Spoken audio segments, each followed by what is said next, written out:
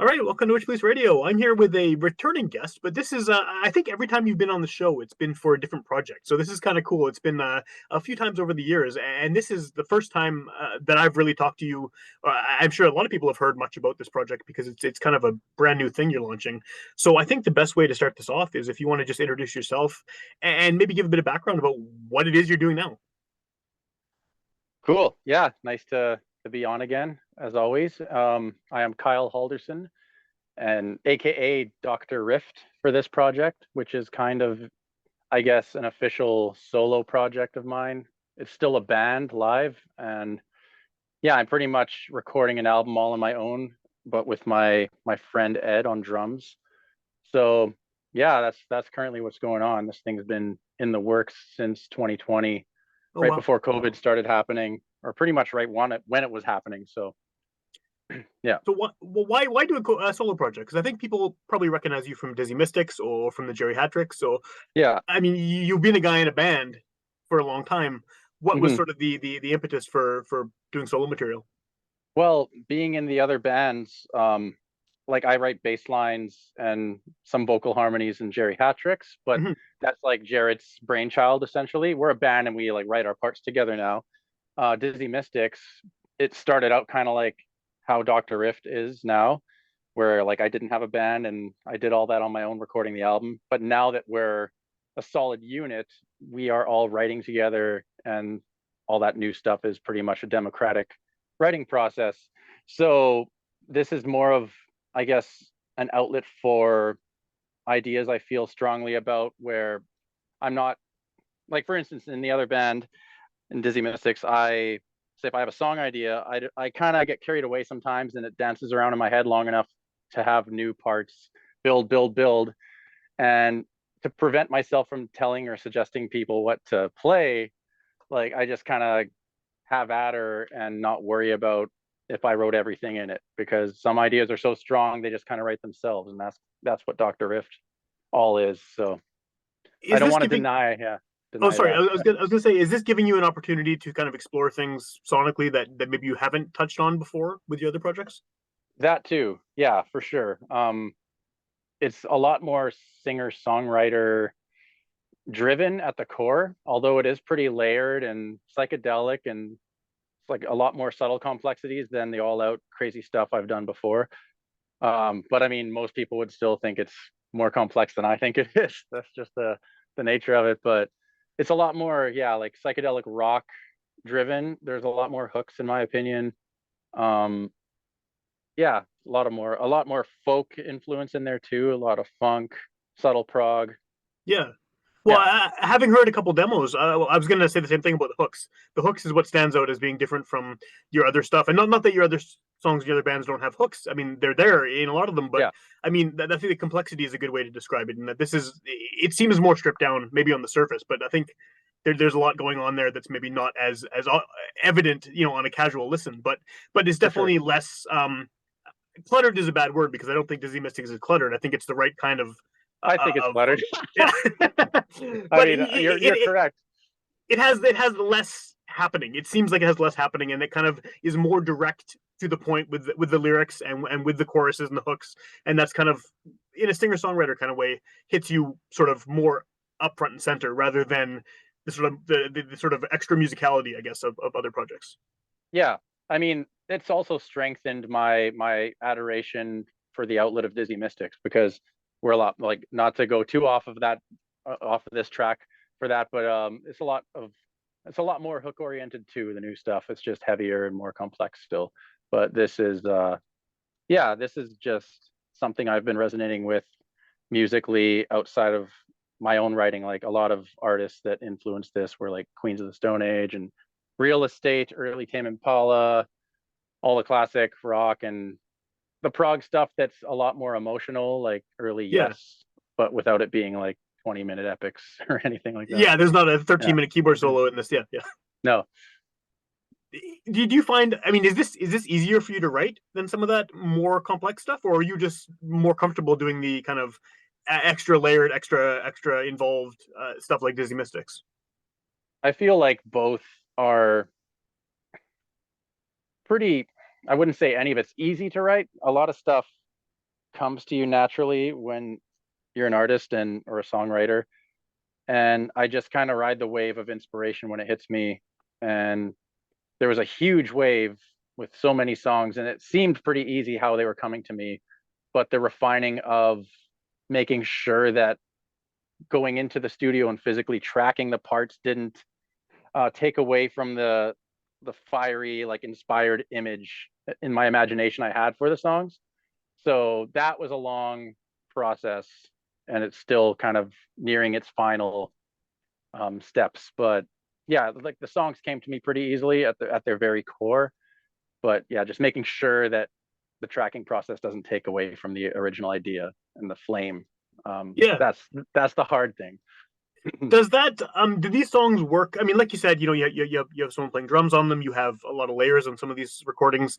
Does do they work completely stripped down? Like, could you play these songs just with one guitar and yourself singing, and would they have the same impact? Do you think, or do they need kind of that extra instrumentation and that extra sort of just fullness? I always enjoy a band for what I write, but I know that I could create renditions of it acoustically and solo. I never really put too much effort into that yet, but I'm not ruling it out, and I know they would sit well. It's just a matter of if there's a really layered song where the guitar is doing something kind of sparse. It's like a smaller puzzle piece for a grander thing. I Right. would definitely like rewrite a guitar part to kind of encompass everything, like the rhythm and the bass and whatnot, to make that work in a singer songwriter setting. But I know it could. Cool, cool. Well, that kind Yeah. of brings me to another question. Then, I mean, obviously, with all the layers and with drums and everything else, my assumption is this is something that's going to be brought to a live stage with a band. I mean, you want to have a full band behind this. Is Doctor Rift an actual band now? Like, have you got all that sorted out? And yeah, because I know we have shows and things coming up. And Yeah, we played our first show May 3rd, I think. Second or third, I think it's third. okay, And our no wait, May. April What am I probably, right? thinking? Wait. Time no longer March. It was exists. March. March. We're playing May 20th for our Okay, second show. okay, March 3rd was our first show. There, mixing up got months. got the The timeline figured M's. out. Yeah. How did that go? How did the first show go? I thought it was amazing for a first show. It was a packed room. We had a blast for just being on stage for the first time as a band of friends and musicians that I admire. Like we were really tight in the jam space beforehand, obviously, but it felt really natural and seamless getting up on stage. And yeah, it was like a full room at the Handsome Daughter, and that's where it will be again on May 20th. Awesome. But yeah, I couldn't be happier with a first show. Like there's a lot of first shows that you can have where like, well, it was the first show, and that's the excuse if it wasn't as exactly as I wanted it. But Yeah, I yeah. I feel with first show in mind, it's exactly how it could have gone down in my, I guess my highest expectations of it. So is this a solid lineup now? I mean, the people you're playing with, this is the band. It's not just people you got to play your songs. They're a solid lineup. Yeah, for the time being. I went into this knowing that I am asking, musicians that have projects and lives Sure. and multiple projects, especially with keyboardists like Tyrion Plett. Like he's one of, I always joke he's one of six keyboardists in the city. I know there's more, but obviously he's in like several groups, and yeah, it's totally expected and understandable. But for the time being, yeah, like everything seems to be working out with the current lineup. I know that Jeremy Simpson, my good friend on bass, he's going to be here with us for the second show. He was there for the first show, but he might be coming and going in the next year. So yeah, it's going to happen either way. I'm just going to book shows, and there's people that are learning parts, and yeah, we'll see what happens. I'm not going to like hold everything off Yeah. and with like progress and with dates and stuff. Just gonna book them up, and Jeremy's willing to be ready for last minute stuff. Not too last minute, but not leave us hanging for a good show is Right. Right. what I'm trying to say. No, Yeah. that's awesome. Well, I had that question I was going to ask you, and it just like disappeared from my brain. As well, oh yeah. So I mean, you're talking about other members who are in like six or seven projects or whatever, and they're playing in all these other bands. How does this work for you time wise? I mean, you have other things going on musically as well, like we kind of touched on at the beginning.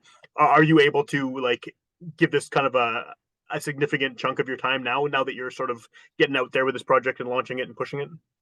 Yeah, it's definitely taking up all of my free time outside of rehearsals with the other guys. Like I am recording the album's guitars, like the final products guitars right now at home in my bedroom studio. All the drums are recorded from No Fun Club, like Oh, cool. since yeah, like February 2022. That was all tracked. So I'm doing that on my own time, like as much as I can without, burning out. But at the moment, we're doing Wednesday rehearsals. Like this is just after rehearsal right now, Yeah, this chat yeah, with us. So the full band's getting together and rehearsing Wednesdays as it is. awesome. So yeah, like tend to try and give every project I have at least once a week with the band if there's something to work towards. Of course, yeah, yeah. Yeah. Does it give you a bit of freedom? The fact that you're doing this, like you said, those drums were recorded quite a while back, and you're doing the guitars and everything on your own. Is that sort of freeing that you have the time to make it right how you want it to sound, and you don't necessarily have to be rushing on someone else's schedule because this is your project? Yeah, and the money and the budget that it takes. Right, right. It makes me wonder, like I would love to at some point experience the ticking clock and the budget with me under the gun instead of like my friend on the drums, because I am taking way too long just at my own leisure, like um it's hard to get home after working two jobs, and trying to get motivated to plug in and let her rip. But I think weekends work best for that. But yeah, um I work as hard and as quick as I can. I'm really giving a lot of attention to detail and perfection. Not overly perfect. I'm making sure it's a very human product here. But Yeah, yeah. yeah, it's it's nice to not have to pay for studio time for what I'm doing, because I'm taking an expensively, like a lot of money's worth of time if it were a studio. Do you like? I Yeah. mean, I know you just said you want to make it a human project, which I think is a good. You always want that, right? You want it to sound as natural as possible. But are you Yeah. the type of person who goes over and listens back to what you've recorded millions of times and then tries to kind of nitpicks at it, or are you okay with just kind of? Because it seems like people are one of two ways, right? Either they bash it out and it's good and they move on to the next thing, or they'll sit there and kind of agonize over a certain tone or something and trying to figure out, how to tweak that. Which category do you fit in? I'm a little of both. Like I bash it out and I step away sometimes, and then it has to have the test of time. It has to pass that, right? So I am a perfectionist though when it comes to especially my voice, and I'm I'm my own, I guess, opinion of the takes. So I definitely would like someone else to do the vocals when it comes time for that. But yeah, I'm just making sure that everything sits nicely tonally, and even with a light mix, it's all Okay. comfortable and not awkward. And because I want just even the scratch demos, the very first drafts of these recordings to scratch the surface of the, I guess, the image I have of the songs. It Yeah. has to be that way. So it is a pretty strenuous strenuous process. Yeah, that sounds like it. Yeah. Considering sort of the way you're doing this and the amount of time you spent on this, do you have sort of a ballpark of when you're going to have this finished, or is it just still kind of up to up to the universe? A little of both, but no, it's a work in progress. The fact that I decided to come online and exist before the album's done, I'm happy I did that, so I can just kind of poke around and introduce myself here and there, play some shows, get a little bit of a buzz live, and then by that time, I feel like by the end of the summer, single one should be out, or at least the end of the year. Cool. Um, I aim to finish the album and start shopping for someone to mix it and all that, probably in the summertime. Okay, so it's not too far off. You're getting closer to. I mean, I'm setting myself something to work towards here, just on the seat, off the seat of my pants. So, Yeah. Well, you've said it I'll, now on air, right? So now yeah, it's pressure's written in on. stone. You have to do it now. Yeah. That's the So fire under my ass right there. yeah, yeah. So okay, well, obviously the record is not finished yet, so it's not out yet. But at this point, the best way to hear you is to hear you live. So what are the details of the Correct. show happening on the 20th? We are opening for a triple bill with some dear friends and people we admire. Sunbreather put on the show. They're going to be on after us. We're opening the show. Okay. They're really cool. They remind me of like Chili Peppers meets some psychedelic prog bands that I can't quite put my finger on. Okay. They're really sweet. And Forest Pilots are headlining. Oh, Great right friends of on. ours. Played Yeah, many good shows band. with them. And actually, Tanner, the front man and guitar player, is in Dr. Rift. So Oh, cool. he Okay. plays the other guitar and does backups. So he's doing double duty at that show. Yeah. That should be Since I fun. mentioned everyone but Kyle Fox, Kyle Fox is on the kit too. So Cool. from Cool. Another Lover, Amadian's Love Tongues. That's one of those things that I know I say this on like pretty much every episode of the show I do, but like the Winnipeg music scene is so incestuous. Everyone is in each other's bands. Yeah. But that's good though, right? Because you sort of develop people that you know are gonna mesh well with you musically, Mm-hmm. and so like you can kind of pick and choose all the best people from all the best players from all the bands you like, and that sounds like kind of what this is. Yeah, for sure. I mean, it's been good to naturally become close with a lot of these people and a lot of the bands where a long time ago I couldn't have imagined like asking certain musicians to step out of their passion projects and work with me, but it's a friendship thing, you know. I mean, Tyrion Plett joined more so as a new person in my life and to all of us, and he meshes so well. Like he's been friends with us forever, and it's great. But Cool. he came from a recommendation, so that's kind of like the only person I didn't know before this, and it's a pleasure getting to know him in this process. Well, you mentioned a few minutes ago too about how you've kind of like introduced yourself or reintroduced yourself through social media. What's the best way for people to find out what you're up to on there? And the good thing about this being a podcast is someone could hear it, the day it comes out, or they could hear it a year from now, and by then you could very well have an album out and be doing a lot of shows, and there could be a lot more Mm-hmm. happening. So, what's the best way to sort of keep in touch with you and find out what's going on in the Dr. Rift world? Well, yeah, Dr. Rift, Dr.Rift, no space between the dot and the R. It's pretty much just that on all the socials. I don't know if one of them is Dr. Rift Music. I think that might be TikTok. I'm on Okay, TikTok you're on now, TikTok but too, all right? you gotta, you just gotta. No, I'm enjoying it. It's no different than Instagram. I put all the same shit out Yeah, on I think all the that's what everyone platforms. does. Is just put the same crap everywhere, right? Yeah, yeah. Yeah, What it what works on is all of them. what is the meaning behind the name? I just felt like I like the idea of a character instead of just like my name because I don't want it to be. It isn't just me when it comes to seeing it live, and Yeah, I like the idea of like Annie Clark as Saint Vincent or Don Van Vliet as Captain Captain Beefheart. Beefheart. Yeah, yeah, Kind of like that, right? So yeah, I was trying to think of some kind of alias, some kind of title, Mr. Doctor, ended up being Doctor. And then I was playing around with the wordplay of drift for a yeah. while. And it kind of naturally came up because I thought of Doctor first and I was trying to think of all these names to follow Doctor. And I can't remember what one of them was. And I sent the idea like, I want ruthless feedback, just honest feedback. Does this sound cool? And a friend of mine was like, it sounds like a shitty pop drink, like a Dr. Pepper ripoff. Like I a can't remember knockoff, what it a was. store brand one or Might have been whatever. Yeah, like Dr. Mist or something like that. that probably is So a store brand Dr. Pepper knockoff or something. Yeah, yeah, I'm glad I didn't go with that. But yeah, it's kind of funny. I thought of Rift and it's like, oh, like drift with the dot between the two R's. yeah. With yeah. And like Something drift different with for two sure. R's. Yeah, cool, cool. Yeah.